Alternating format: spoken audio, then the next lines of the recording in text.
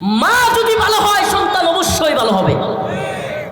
যে মায়ের পেট জীবনে কোনোদিন কোনো পর পুরুষ দেখে নাই, সেই মায়ের গর্ভ থেকে জন্ম নেবে আব্দুল কাদের জিলানী, সেই মায়ের গর্ভ থেকে জন্ম নেবে শাহজালাল মুজাররদে আমিনী। আর পেট দেখায়া, পিঠ দেখায়া, নাভি দেখায়া, শরীরের বাস দেখায়া যদি ঘুরে, ওই মা বোনের গোড় থেকে কোনো আল্লাহর ওলি জন্ম নিবে না, কোনো বড় আলেম জন্ম নিবে না। প্রিয় ভাইরা আমার, বন্ধুগণ আমার, মুফতি আমির হামজা হুজুরকে ধরছে। নাম বলতে গেলে কিছু ঝামেলা থাকে। শাহেদের নামে ওয়াজ করছিল। শাহেদের নাম শুনছেন না? ওই যে করোনার টিকার কেলেঙ্কারি, শাহেদ আলম রিজেন্ট হসপিটাল নাকি, ওই হাসপাতালে ঘটনাক্রমে আমি এবং আমির হামজা ভাই, মাওলানা মামুনুল হক দামাত বারকাতুহুম বা অন্যান্য আলেমরা নিচতলায়, শাহেদ হইল আমাদের একই বিল্ডিংয়ের উপরের তলায়। এখন হঠাৎ কইরা আমি, মুফতি আমির হামজা ভাই, মুফতি ইলিয়াস হামিদি সাহেব কারাগারে কেরানীগঞ্জে রুমে শুয়ে রয়েছি। হঠাৎ কইরা শাহেদ আইসা আমির হামজা ভাইরে ধরছে। হুজুর, আপনি জানেন আমার পরিবারের অবস্থা? হুজুর, আপনি জানেন আমাকে হাসিনা ফাঁসাইয়া দিছে? আমির হামজা ভাই কি জবাব দিবে?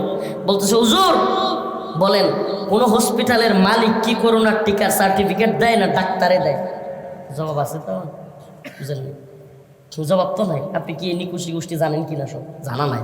প্রিয় ভাইয়েরা আমার, বন্ধুগণ আমার, খারাপ মানুষগুলো ভালো পথে ফিরে আসুক সেই দোয়া করি, বলেন আমিন। ইসলামে নারীর অধিকার কিংবা ক্ষমতায়ন এবং বর্তমানে নারীর ক্ষমতায়নের নামে, নারী অধিকারের নামে শয়তানি। ইসলামে নারীর কি ক্ষমতা, কি অধিকার দিয়েছে এবং বর্তমানে নারী অধিকারের নামে পশ্চিমা শয়তানি যেটা আমাদের উপর চাপিয়ে দেওয়ার চেষ্টা করা হচ্ছে, এটাই আজকের আলোচনার বিষয়বস্তু। প্রিয় হাজিরিন, জাহিলিয়াতের জমানায় এই ঘটনাগুলো আপনারা প্রায়ই জানেন। জাহিলিয়াতের ব্যবস্থাপনায় আল্লাহ রাসূল সাল্লাল্লাহু আলাইহি ওয়াসাল্লাম যখন মক্কায় আগমন করলেন, তখন আয়েশা দেখলেন এমন এক জাহালত পরিস্থিতি। মক্কায় মানুষ কন্যা সন্তান হইলে নিজেদেরকে লাঞ্ছনা মনে করত, লজ্জিত হইত এবং কন্যা সন্তানকে জীবন্ত পুঁতে রাখত। আপনারা শুনছেন? খুব বেশি দিন দূরে যাওয়ার দরকার নাই। এই কিছুদিন আগেও উপমহাদেশে হিন্দুত্ববাদীরা নারীদের স্বামী মারা যাওয়ার পরে সতীদাহ করত। নাউজুবিল্লাহ। কি করত? সতীদাহ। ওই স্বামীর সাথে সাথে ওই সতী নারী, যেটা ওই বিধবা নারী, তাকেও পোড়ায়া দিত। নাউজুবিল্লাহ। তো ইসলাম এসে দায়িত্বহীন কণ্ঠে ঘোষণা করলো, আল্লাহ রাসূল সাল্লাল্লাহু আলাইহি ওয়াসাল্লাম ঘোষণা দিলেন, কুলু লা ইলাহা ইল্লাল্লাহ, হে আরবরা তোমরা বলো আল্লাহ এক, অদ্বিতীয় কেউ নাই, এবং কন্যা সন্তানদেরকে তোমরা জীবন্ত পুঁতে রেখো না। বলেন, ইসলাম কি নারীর সম্মান দিল, মর্যাদা দিল, নাকি লাঞ্ছনা অবমাননা দিল? সুবহানাল্লাহ।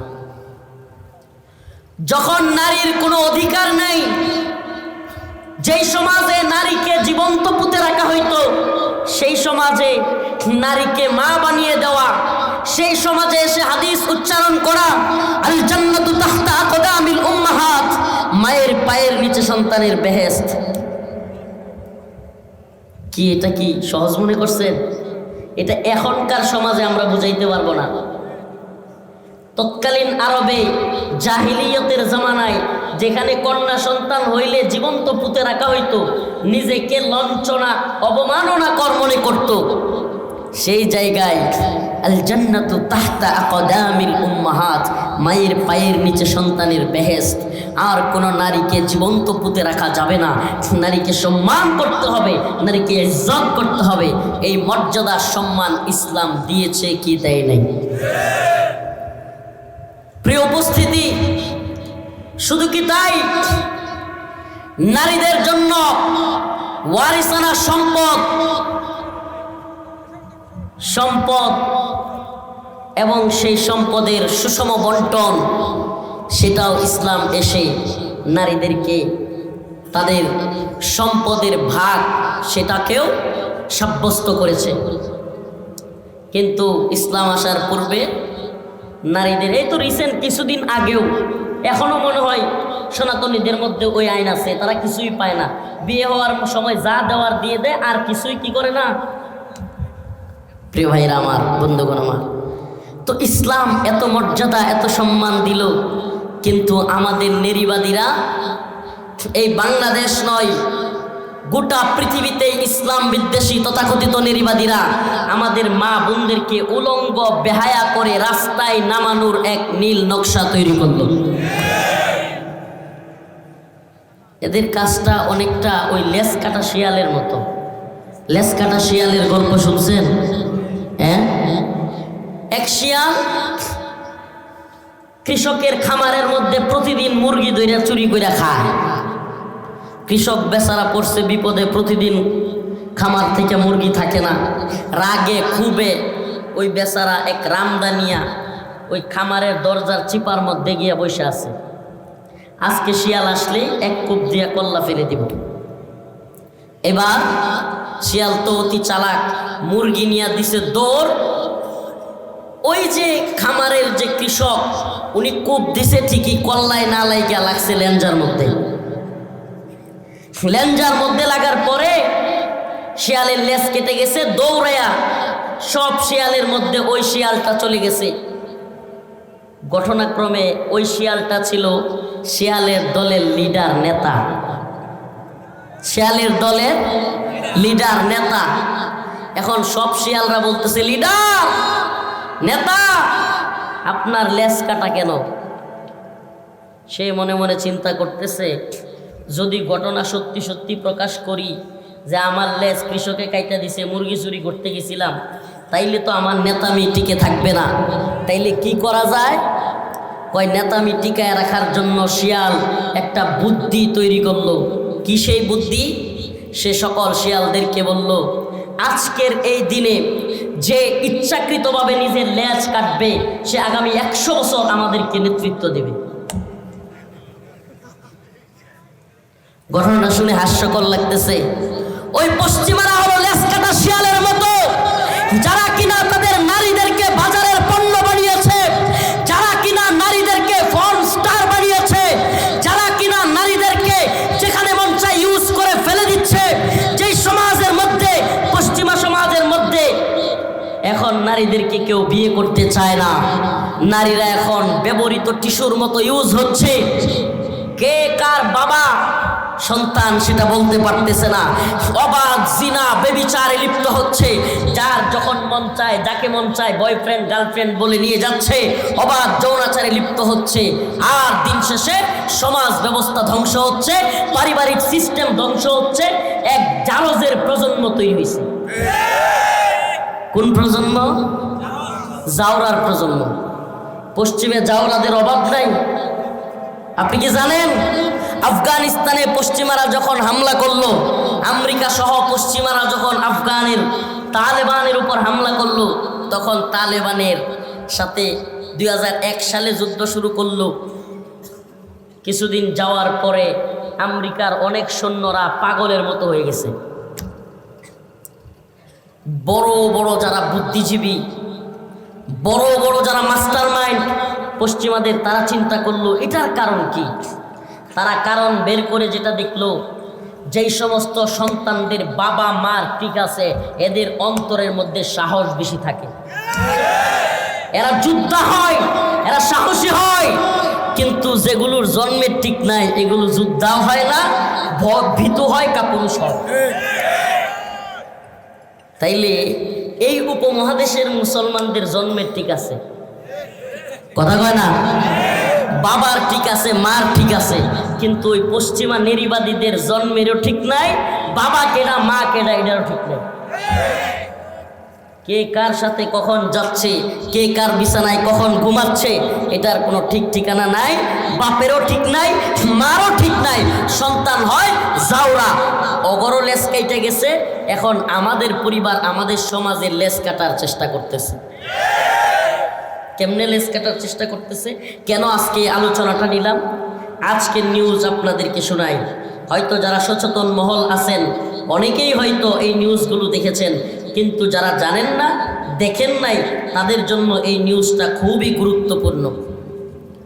আমাদের আজকে প্রধান উপদেষ্টার কাছে সুপারিশ দিয়েছে নারীবাদীরা, যৌনকর্মীদের শ্রমিক হিসেবে স্বীকৃতি দেওয়ার সুপারিশ। যৌনকর্মীদের, এই কথা যদি কারো বুঝে না এসে থাকে এই আলোচনা, আপনার লজ্জা হওয়া উচিত। এটা আমার মা বোনের জন্য যৌনকর্মী হিসেবে স্বীকৃতি দেওয়া এই মুসলিম সমাজে, এটা কি তার জন্য সম্মান নাকি এটা তার জন্য লজ্জা? বলেন, এটা কি সম্মানের না লজ্জার? গার্মেন্টস কর্মী, সোয়েটার কর্মী, এখন এরকম ভাবে যৌন কর্মী, নাউজুবিল্লাহ। যৌন যদি কর্মী হয় তাইলে যেই কাজটা করে এটা মনে হয় একটা কাজ, হ্যাঁ, নাউজুবিল্লাহ। যৌন কর্মী বলতে হবে। এবং এটা শুধু সুপারিশ নয়, এটা প্রধান উপদেষ্টার কাছে চলে গিয়েছে এবং এটার বাস্তবায়নের এক নীল নকশা চলছে। নাউজুবিল্লাহ বলেন। এটা তো শুধু এই কথা বললাম, আরো আপনাদেরকে জানিয়ে দেওয়া যায়, মুসলমান খুব সচেতন থাকতে হবে। আমি এজন্য প্রায়ই বলি, কেউ বলে 71, কেউ বলে 24, কেউ 71-এর স্বাধীনতার গল্প শোনায়, কেউ 71-এর চেতনার গল্প শোনায়, কেউ 24-এ নতুন স্বাধীনতার গল্প শোনায়। কিন্তু বাস্তবতা হলো, ও জাতি, চোখ কান খোলা রেখে অন্তর থেকে বলো, বাস্তবতা উপলব্ধি করে বলো, দলের দালালি কিংবা নেতার দালালি বাদ দিয়া বাস্তবতার নিরিখে বলো, 71-এ পাকিস্তান থেকে আমরা মুক্ত হয়েছি ঠিকই, কিন্তু 71 থেকে 2024 পর্যন্ত ভারতের গোলামির মধ্যে আবদ্ধ ছিলাম। পাকিস্তানের গোলামি থেকে মুক্ত হইয়া কাদের গোলামি করলাম? এটা কোন স্বাধীনতা? এখন 2024 সালের পরে যদি আবার আমেরিকার গোলামি করতে হয়, এই নি স্বাধীনতা? কথা মনে হয় বুঝেন নাই, নাকি বুঝাইতে পারি নাই?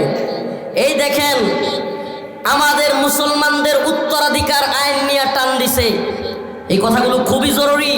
লিখেছে, মুসলমানদের উত্তরাধিকার আইন বাতিল করতে হবে, নারী পুরুষের সমান সম্পত্তি দিতে হবে। কল্পনা করা যায়? মুসলমানদের পারিবারিক আইনগুলোতে হাত দিয়ে ফেলছে। ইউসিকুমুল্লাহু ফি আওলাদিকুম লিযযাকারি মিসলু হাজ্জিল উনসায়াইন। উলামায়ে কেরাম এখানে উপস্থিত। আল্লাহর কোরআন যেখানে বলতেছে, তোমাদের 2জন কন্যা সন্তানের সমান সম্পত্তি পাবে একজন ছেলে। কয়জন? আমার মা ও বোনেরা বলবে, হুজুর, নারীরাও সমান সম্পত্তি পাইলে সমস্যা কি?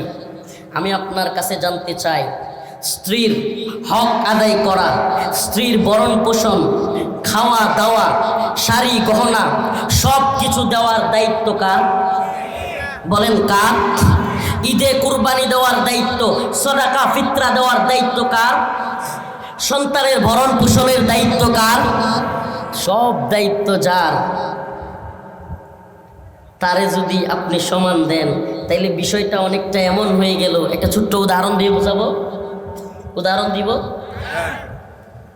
কারে দিয়ে দেখাবো? এখন কষ্ট নিয়েন না আবার। কারে দিয়ে কইছেন? সভাপতি কিটা?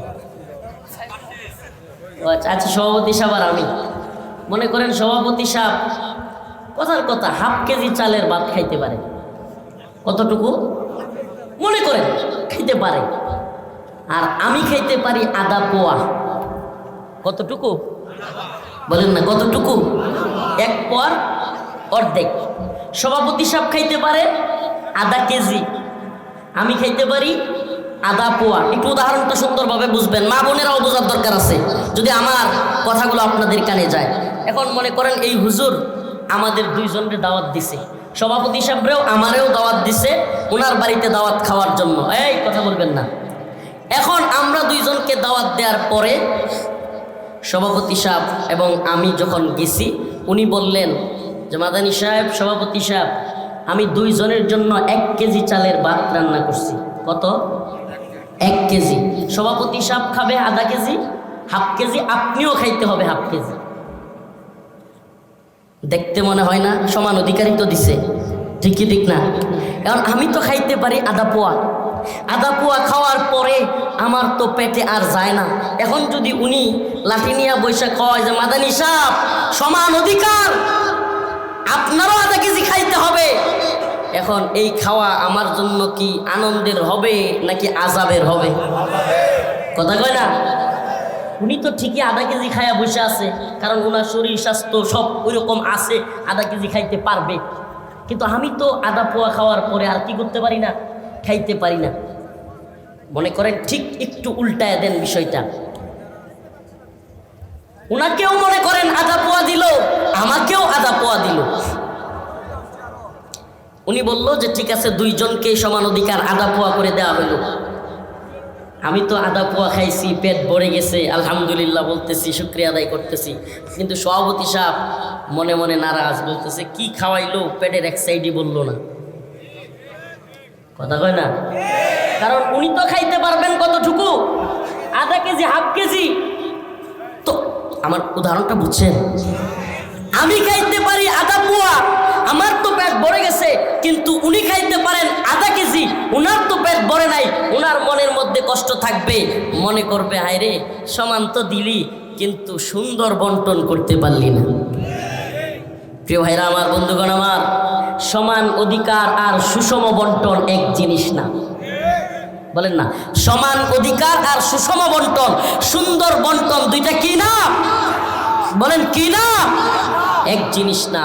যার যতটুকু প্রয়োজন ততটুকু দেওয়ার নাম হলো সুষম বন্টন কিংবা সুন্দর বন্টন। আর যার যতটুকু নেওয়ার ক্ষমতা নাই তাকে ততটুকু চাপাইয়া দেওয়া হলো সমান অধিকারের নামে বোঝা চাপাইয়া দেওয়া। কিসের সমান অধিকার?